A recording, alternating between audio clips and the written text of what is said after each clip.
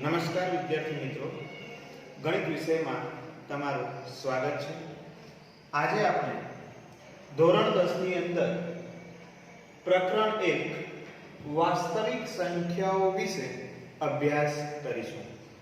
વાસ્તવિક સંખ્યાઓ કોને કહીશું એ પહેલા આપણે સૌપ્રથમ પ્રાથમિક મુદ્દા તેની અગાઉના વિશે અભ્યાસ કરીશું। તેની શરૂઆત કરીએ ત્યારે સૌપ્રથમ આપણે પ્રાકૃતિક સંખ્યાઓ વિશે અભ્યાસ કરીશું। તો વિદ્યાર્થી મિત્રો, તમે જાણો છો એ મુજબ કોઈ પણ વસ્તુની આપણે ગણતરીની શરૂઆત કરવી હોય તો જે આપણે 1 2 3 4 5 6 7 આવી રીતે કરતા હોઈએ છીએ, તો આ જે ગણતરીની જે સંખ્યાઓ છે 1 2 3 4 5 અનંત સુધી આ બધી જ સંખ્યાઓને આપણે પ્રાકૃતિક સંખ્યાઓ કહીશું। તો પ્રાકૃતિક સંખ્યાઓ કઈ કઈ થશે? 1 2 3 4 5 6 7 આમ ક્યાં સુધી? તો અનંત સુધી। પ્રાકૃતિક સંખ્યાઓની શરૂઆત 1 થી થાય છે અને તે અનંત સુધી વિસ્તરેલી છે। ક્યાં સુધી છે એ આપણે કહી શકીએ નહીં। તો આ પ્રાકૃતિક સંખ્યાઓને ઓળખવા માટેની સંજ્ઞા એટલે કે પ્રાકૃતિક સંખ્યાઓના સમૂહને શેના વડે ઓળખી શકાય છે? તો પ્રાકૃતિક સંખ્યાઓના સમૂહને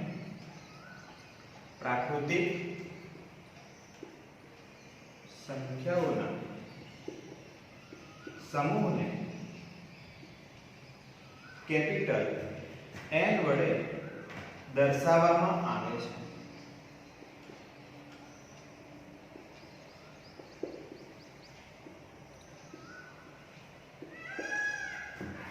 પ્રાકૃતિક સંખ્યાઓના સમૂહને કેપિટલ N વડે દર્શાવવામાં આવે છે। એનો મતલબ એની સંજ્ઞા શું થશે? Capital N। બીજી વસ્તુ આમાં જાણવી હોય તો કે પ્રાકૃતિક સંખ્યાઓમાં સૌથી નાની પ્રાકૃતિક સંખ્યા કઈ? તો સૌથી નાની પ્રાકૃતિક સંખ્યા કઈ દેખાય છે અહીંયા? 1। તો સૌથી નાની પ્રાકૃતિક સંખ્યા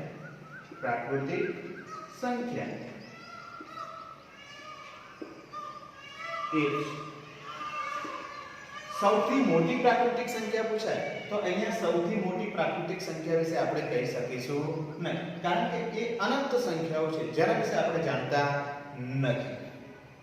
ત્યારબાદ આપણે પૂર્ણ સંખ્યાઓ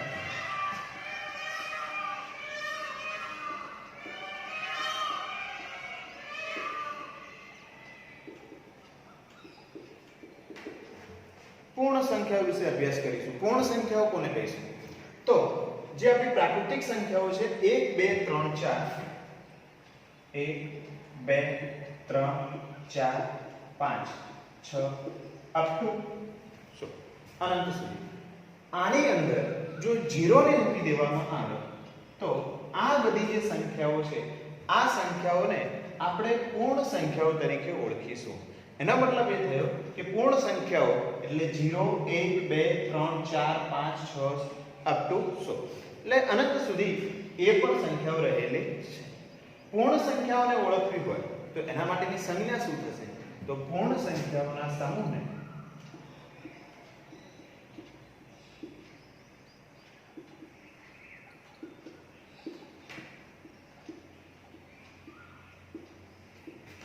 કેપિટલ W વડે દર્શાવવામાં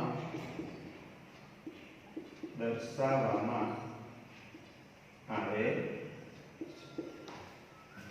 પૂર્ણ સંખ્યાઓના સમૂહને કેપિટલ W વડે દર્શાવવામાં આવે છે, એનો મતલબ એની સંજ્ઞા થઈ કેપિટલ W। આની અંદર જાણવું હોય તો સૌથી નાની પૂર્ણ સંખ્યા કોણ બનશે? 0। સૌથી નાની પૂર્ણ સંખ્યા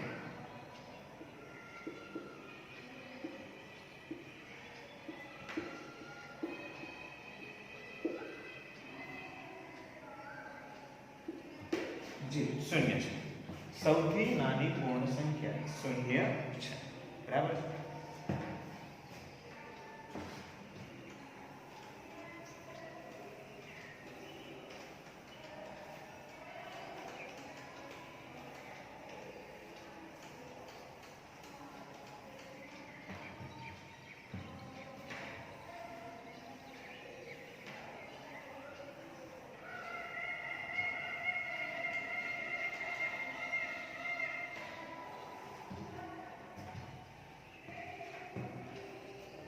ત્યારબાદ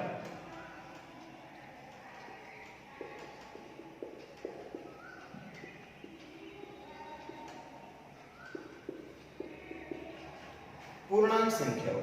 પૂર્ણાંક સંખ્યાઓ કોને કહીશું? તો આપણે જોઈ લીધું પૂર્ણ સંખ્યાઓ 0 1 2 3 4 5 અપ ટુ અનંત સુધી. એવી જ રીતે -1 -2 -3 અનંત સુધી. તો પૂર્ણાંક સંખ્યાઓ કઈ કઈ બનશે? તો જેની અંદર 0 પ્રાકૃતિક સંખ્યાઓ અને પ્રાકૃતિક સંખ્યાઓની વિરોધી એટલે ઋણ સંખ્યાઓ -1 -2 -3 અપ ટુ અનંત સુધી. આ બધી જ સંખ્યાઓને આપણે પૂર્ણાંક સંખ્યાઓ તરીકે ઓળખીશું. પૂર્ણાંક સંખ્યાઓના સમૂહને પૂર્ણાંક સંખ્યાઓના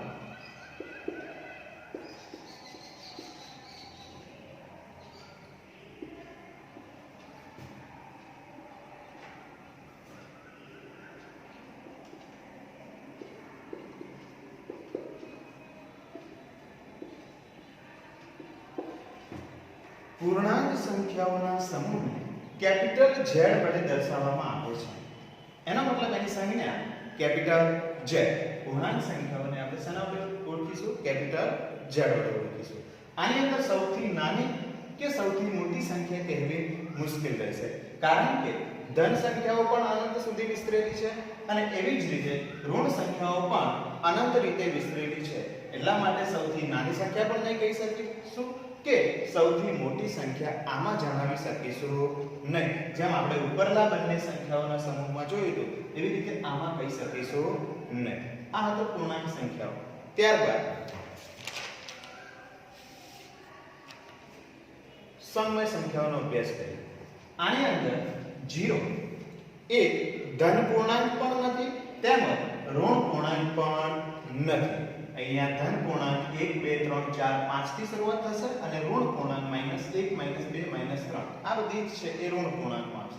0 એ ધન પૂર્ણાંકમાં પણ સમાવેશ થતો નથી કે એનો ઋણ પૂર્ણાંકમાં પણ સમાવેશ થતો નથી, જે તમારી યાદગીરી માટે યાદ રાખશો. ત્યારબાદ વાત કરીએ તો સમય સંખ્યાઓ.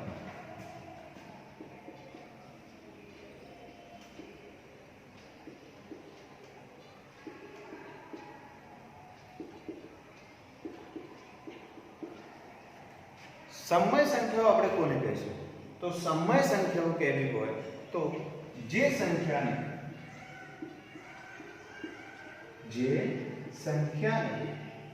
p ભાગ્યા q જ્યાં q નોટ ઇક્વલ ટુ 0 વડે દર્શાવી શકાય તેવી દરેક સંખ્યાઓને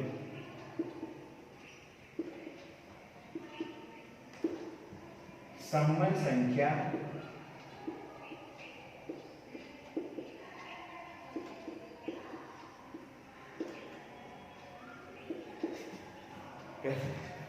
શું?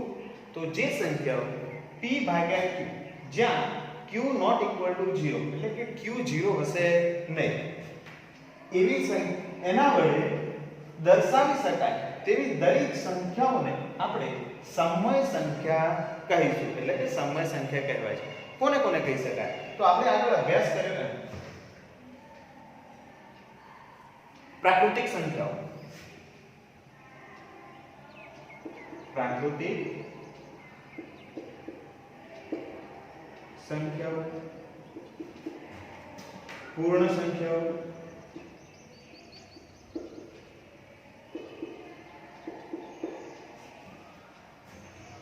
આ દરેક સંખ્યાઓને આપણે સમય સંખ્યાઓ તરીકે ઓળખીશું. કેવી રીતે? જોઈએ તો પ્રાકૃતિક સંખ્યા 1 છે. 1 ભાગ્યા 1 તો આ સંખ્યાનું સ્વરૂપ થઈ ગયું p ભાગ્યા q જેવું. એવી રીતે બીજી વાત કરીએ તો 2 ભાગ્યા 1 તો આ પણ થઈ ગયું p ભાગ્યા q સ્વરૂપ. તો આવી દરેક સંખ્યાઓને આપણે સમય સંખ્યાઓ તરીકે ઓળખીશું. એવી જ રીતે 0.5 0.5. તો જે દશાંશ છે એવી સંખ્યાઓને પણ આની અંદર સમય સંખ્યાઓની અંદર સમાવેશ કરી શકીશું. તો જે પ્રાકૃતિક સંખ્યાઓ, પૂર્ણ સંખ્યાઓ, પૂર્ણાંક સંખ્યાઓ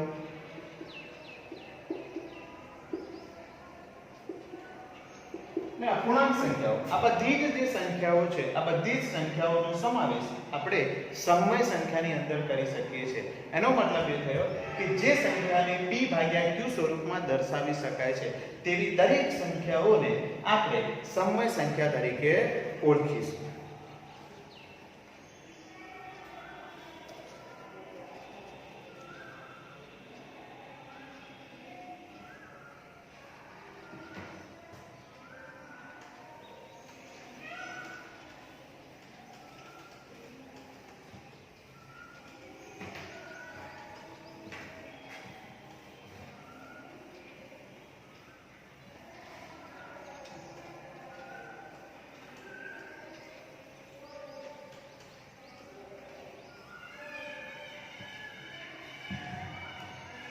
ત્યારબાદ વાસ્તવિક સંખ્યા.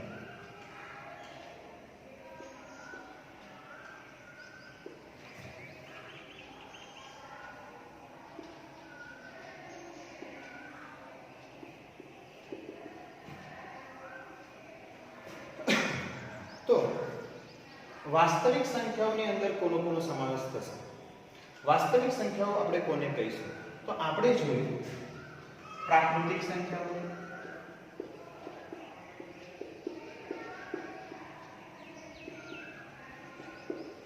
બીજી પૂર્ણ સંખ્યાઓ,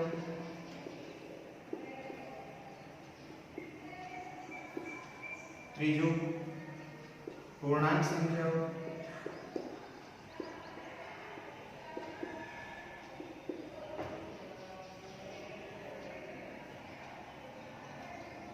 અપૂર્ણાંક સંખ્યાઓ,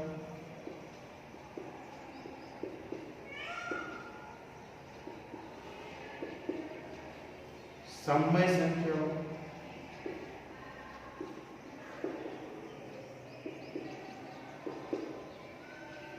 અસમય સંખ્યાઓ,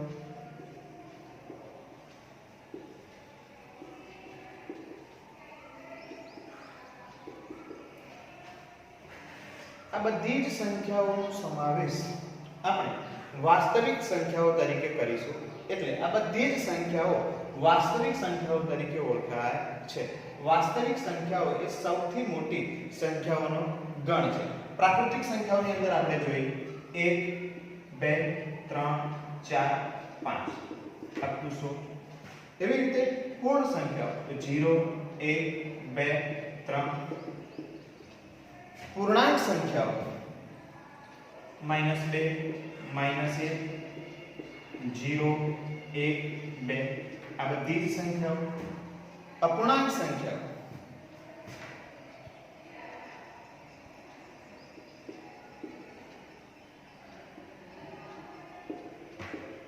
આ સંખ્યાઓ. સમય સંખ્યાઓ જે p/q સ્વરૂપની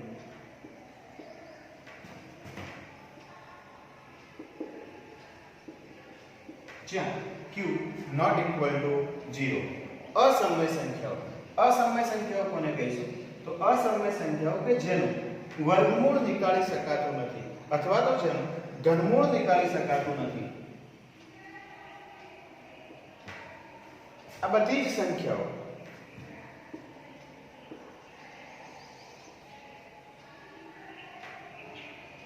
વર્ગમૂળમાં 2, ઘનમૂળમાં 2, પાઈ ભાગ્યા 2 આ બધી જ સંખ્યાઓ જે છે અસમય સંખ્યાઓ જે છે. જે સમય સંખ્યાઓ નથી એવી દરેક સંખ્યાઓને અસમય સંખ્યાઓ કહીશું. તો આ બધી જ સંખ્યાઓનો સમાવેશ વાસ્તવિક સંખ્યાઓમાં થાય છે. વાસ્તવિક સંખ્યાઓના ગણને વાસ્તવિક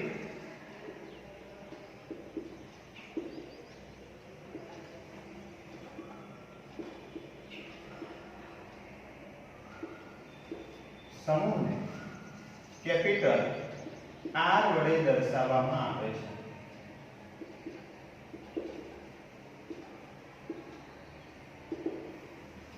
વાસ્તવિક સંખ્યાઓના સમૂહને કેપિટલ R વડે દર્શાવવામાં આવે છે. જેમ આપણે જોયું પ્રાકૃતિક સંખ્યા કેપિટલ M, પૂર્ણ સંખ્યાઓ W, પૂર્ણાંક સંખ્યાઓ Z, સમય સંખ્યાઓ Q, અસમય સંખ્યાઓ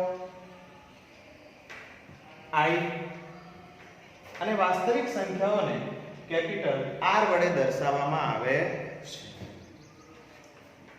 ત્યારબાદ આપણે આગળ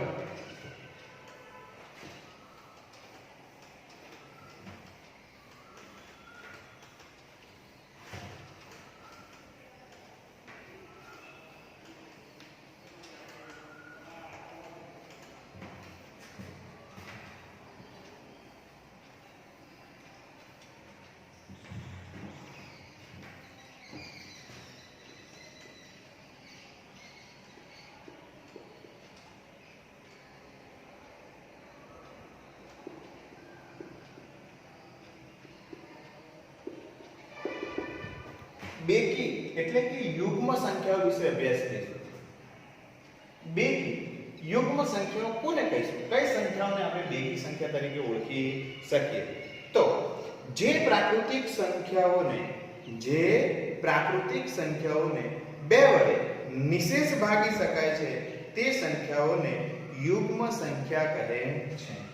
જે પ્રાકૃતિક સંખ્યાઓને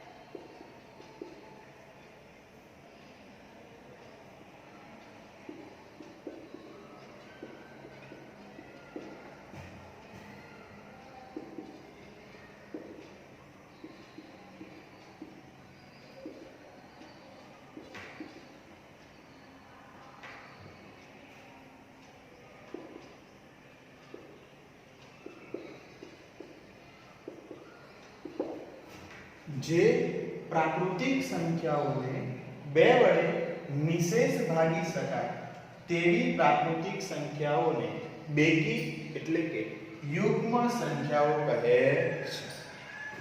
જે પ્રાકૃતિક સંખ્યાઓને બે વડે નિશેષ ભાગી શકાય તેવી પ્રાકૃતિક સંખ્યાઓને બેકી સંખ્યાઓ કહે છે. આવી સંખ્યાઓ કઈ કઈ છે? તો 2 જેને બે વડે ભાગી શકાય, 4 જેને બે વડે ભાગી શકાય, 6 જેને બે વડે ભાગી શકાય, 8 જેને બે વડે ભાગી શકીએ, 10 જેને બે વડે ભાગી શકીએ. તો આવી અનંત સંખ્યાઓ છે કે જેની શરૂઆત 2 થી થશે. તો 2 4 6 8 10 આ બધી જ પ્રાકૃતિક સંખ્યાઓને બે વડે નિશેષ ભાગી શકીએ છીએ. સૌથી નાની બેકી સંખ્યા કઈ બનશે?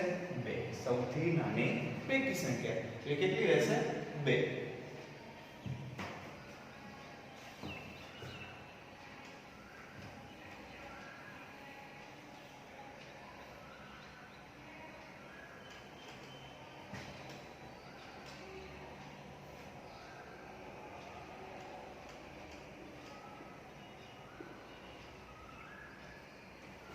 ત્યારબાદ આપણે એકી અયુગ્મ સંખ્યાઓ વિશે અભ્યાસ કરીએ. તો આવી સંખ્યાઓ કોને કહીશું?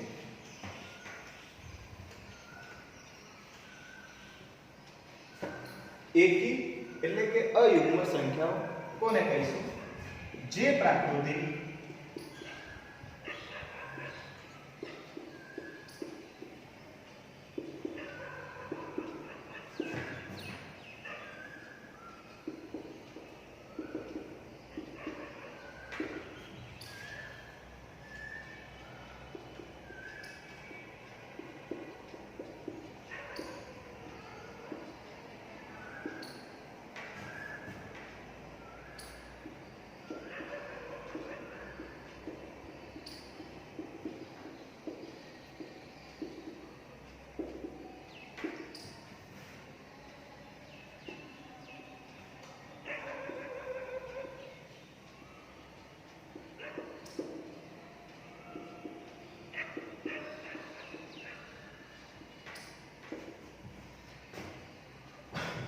જે પ્રાકૃતિક સંખ્યાઓને 2 વડે નિશેષ ન ભાગી શકાય તેવી દરેક પ્રાકૃતિક સંખ્યાઓને એકી એટલે કે અયુગ્મ સંખ્યાઓ કહે છે. તો આ બધી જે સંખ્યાઓ છે જેને 2 વડે આપણે નિશેષ ભાગી શકીશું નહીં તેવી દરેક સંખ્યાઓને આપણે એકી એટલે કે અયુગ્મ સંખ્યાઓ કહીશું. તો એવી સંખ્યાઓ કઈ છે? તો 1 જેને 2 વડે નિશેષ ભાગી શકાશે ને, 3 જેને 2 વડે નિશેષ ભાગી શકાશે ને, 5 જેને 2 વડે નિશેષ ભાગી શકાશે ને, 7 જેને 2 વડે નિશેષ ભાગી શકાશે ને. તો આવી કેટલી સંખ્યાઓ? અનંત સંખ્યાઓ. તો 1 3 5 7 આ બધી જ સંખ્યાઓને આપણે એકી એટલે કે અયુગ્મ સંખ્યાઓ કહીશું.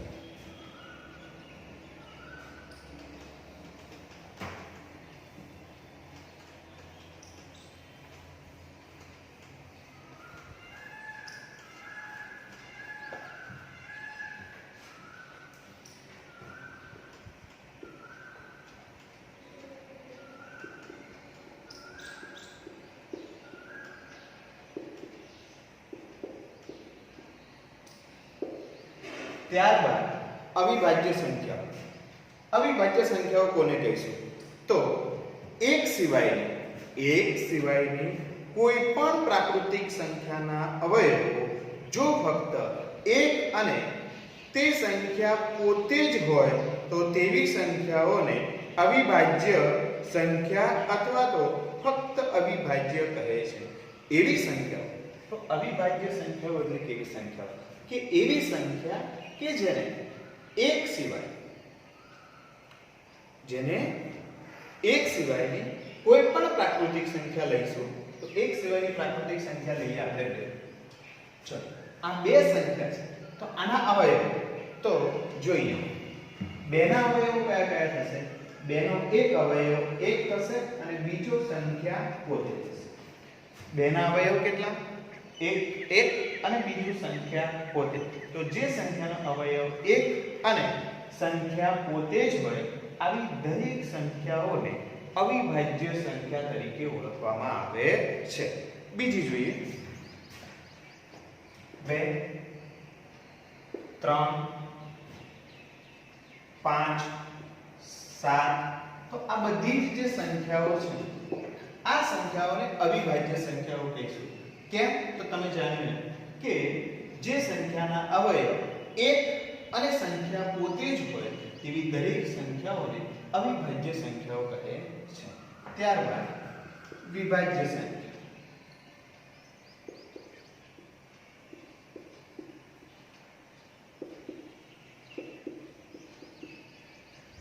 વિભાજ્ય સંખ્યાઓ કોને કહીશું?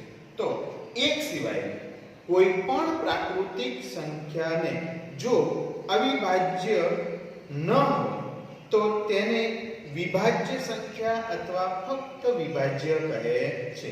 એક સિવાયની એવી પ્રાકૃતિક સંખ્યા લો કે જે અવિભાજ્ય નથી. તો એક નથી લેવાની, એના સિવાયની 2 અવિભાજ્ય છે, 3 અવિભાજ્ય છે. ત્યારબાદની વાત કરીએ તો 4. તો આ જે 4 સંખ્યા છે જે વિભાજ્ય સંખ્યાઓની અંદર સમાવેશ થશે.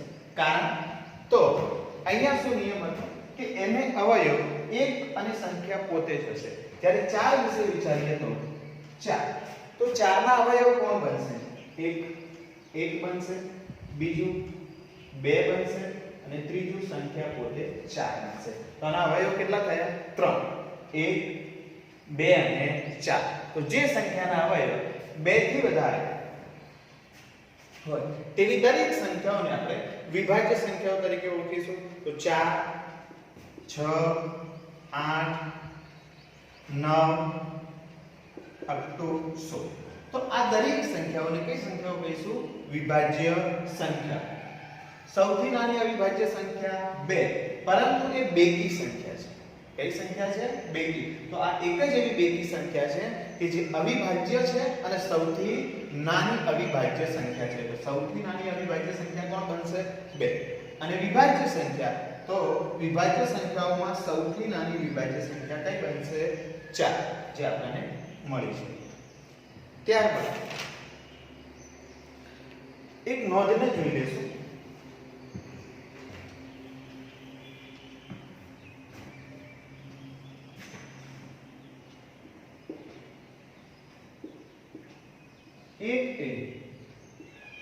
આ જે 1 છે પ્રાકૃતિક સંખ્યા એ એવી સંખ્યા છે કે જે વિભાજ્ય સંખ્યા નથી,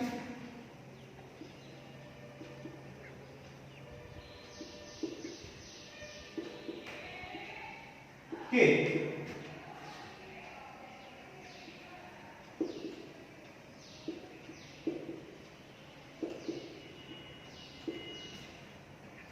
એક એ વિભાજ્ય સંખ્યા નથી કે અવિભાજ્ય સંખ્યા નથી. આ એક એ એવી સંખ્યા છે જેને આપણે વિભાજ્યમાં પણ લઈ શકતા નથી કે અવિભાજ્ય સંખ્યામાં પણ લઈ શકતા નથી. માટે એક એને વિશિષ્ટ સંખ્યા તરીકે ઓળખીશું. એકને કઈ સંખ્યા તરીકે ઓળખીશું? વિશિષ્ટ સંખ્યા. કારણ કે એનો અવયવ એકને માત્ર એક પોતે જ છે, બીજી કોઈ સંખ્યા મળતી નથી. માટે એ સંખ્યાને આપણે વિશિષ્ટ સંખ્યા તરીકે ઓળખીશું. તો વિદ્યાર્થી મિત્રો, અહીંયા આપણે બેઝિક ટોપિક જે વાસ્તવિક સંખ્યાઓ વિશે અભ્યાસ કરવા આગળ વધી રહ્યા છે એના જે બેઝિક કોન્સેપ્ટ છે એને અહીંયા આપણે સમજ્યા. દરેક મુદ્દાઓ તમને ધ્યાનમાં સરળતાથી આવ્યા હશે એવી હું અપેક્ષા રાખું છું. અને નેક્સ્ટ વિડીયોમાં આપણે યુક્લિડની ભાગ પ્રવિધિથી ગુસા શોધવા વિશે ચર્ચા કરીશું. નમસ્કાર.